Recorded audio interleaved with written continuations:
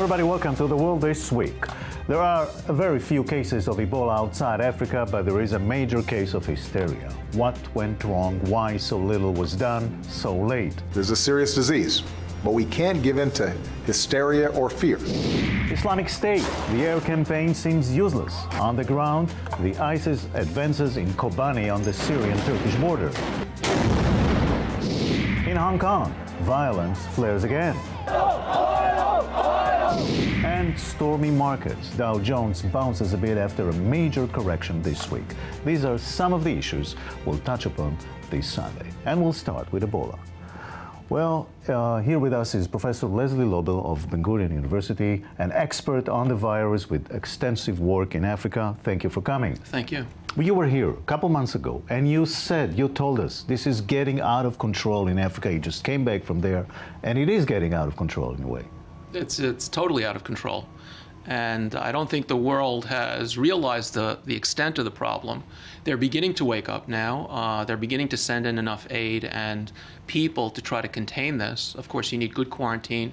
You need border control, which I don't think exists as of yet. But we're beginning to at least treat the problem, but it's still getting worse. Isn't it too late, too little?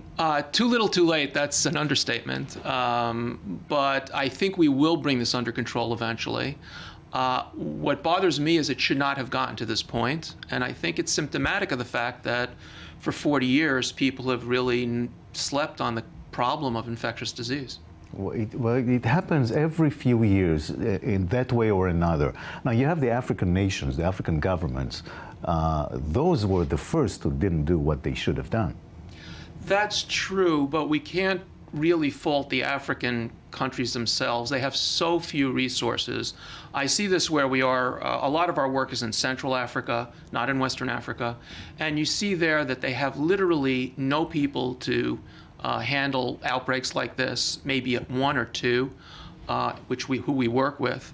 And their time is very limited. They try to do what they can, but usually the United States has stepped in, sometimes the United Kingdom, before to stem these outbreaks. So you need a joint effort by the industrialized world to go in and try to contain this? Right now we do. We need a joint effort. We need Russia, China, we need all the countries to pitch in, not just the United States and United Kingdom, and I think France to pretty much a little bit lesser extent, but they're also helping out a tremendous amount. What do you think about what's happening in the United States? The fact that they had a case in the U.S., it's not a surprise. And actually, they had them in the past. I don't know if you're aware of that, of people that were traveling in Africa who came back to the U.S. with Marburg virus or Ebola virus and survived. So that's not the problem. But what's surprising is the lack of awareness at that hospital in Texas. Mm-hmm. To have a person from Liberia come in with a fever and to send them home was absolutely outrageous. That's one thing. Then later you have two nurses. That's true. Being contaminated with this. How can that happen? Well, I can't fault the nurses. I think there are people in the U.S. government that are well trained in handling serious infectious diseases. The problem is this is not filtered down to the local hospitals because, again, people don't take it seriously. Again, these diseases have not affected the developed world for many, many years. So we don't have the right level of training in the U.S. or, for that matter, in most countries around the world to handle a deadly disease like this. You know, some people in the States say, well, travel ban. Don't let Africans come here. I think that's a very bad thing to do, not only because it probably won't work, but I think also it's a bad sign for Africa. It'll create a lot of dissension. What people don't realize, infectious disease goes hand in hand with world conflict. And unless the outbreaks are handled properly, these things can lead to world conflict. It's sort of a vicious cycle. And if you look throughout history, they've gone hand in hand. In fact, the big influenza outbreak in 1918 goes hand in hand with World War I. Yeah, it's interesting. Now, let's go back to the symptoms and how you get the disease. There's no change in this. It doesn't go through the air. That's correct. There's been a lot of talk about the virus mutating. Now, viruses, first of all, people should understand, viruses always mutate. This is their normal life cycle. This is normal. but they usually mutate within certain limitations. And to mutate to something that would become airborne is so unlikely that I don't think we should address it right now. Right now, the issue is that the virus, you can get infected by close contact or contact with bodily fluids or aerosol. So if somebody coughs in your face, obviously vomits on you, or coughs in the air and you happen to be nearby, you could contract the disease. So you have to be extremely careful. But if somebody's in the apartment next door to you, you're likely not to get it. That's very unlikely. All this airplane hysteria? Again, if somebody is sick on the airplane, it's possible that they can infect other people. But if somebody's in the incubation phase, it's highly unlikely. So it's not something I would worry about too much. Not like SARS. What are the chances of finding a vaccine for this? What's the story with this blood that could, this magic blood of people who got over it? So I think we need to differentiate between vaccines, or what we know as active vaccines, and then therapeutics. Now, active vaccines, the U.S. government has been developing for a long time, and our colleague, Dr. John Dye, who's been working with this, has done a lot of experiments, and others too in the U.S. military, and there are active vaccines that work in monkeys. The problem is we don't have experience with people, but I believe that they're slowly going to be testing this in people immediately. Professor Leslie Lobel from Ben Gurion University, thank you very much. Thank you very much. The Islamic State organization keeps on storming the Middle East. Among its recruits are now a few Israeli Arabs. They traveled to Turkey and Syria to join the IS organization. With us is former Knesset member and Deputy Minister Ayoob Kara. Thank you for coming, sir. Thank you very much. You represent the Druze minority. We should explain that it's different from the Arab minority. For one thing, Druze serve in the Israeli military. You yourself was an officer in the Israeli military. But you are involved in trying to figure out why do Israeli Muslims find themselves over there in the lines of ISIS or ISIL. And I want to start by asking you, how many are involved? Look, it's a big problem, not for Israel, not for the Middle East. I think the fundamentalism is a problem of all the world now, because this is the issue, the center issue of the future of the world. Of course, there are about 40, 45 people from the Israeli Arab that cross the border to be part from Daesh. They cross from Turkish to Syria. They believe that they need to be part from the solution of the world, that is, that they call it the solution of the world to be Muslims. But what's the attraction? What brings these people from Israel to ISIS? What brings people from other places? We still haven't figured out that. But what brings young Israeli Arabs to ISIS? First of all, this is young people, about 20 years, 21 years, most of them.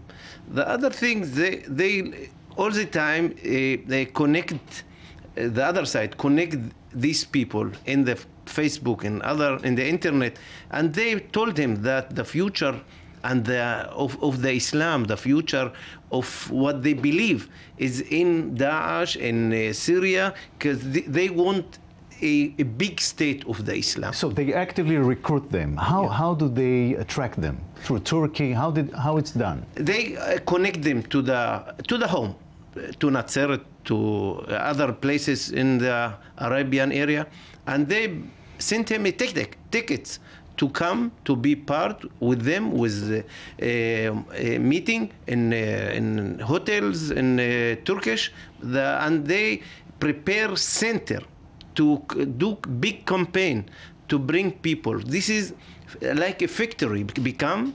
They give him benefit for when they bring from Israel 1 or 2 or 3 people to the other side, they give him for that money. This is people that professional to bring from here people. They give him a special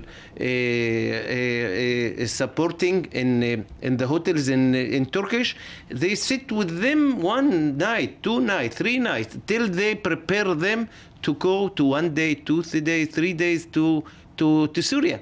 And they did not do checkout from the hotels because they told them, we come in quick, another 2 years, 3 days, you coming back here.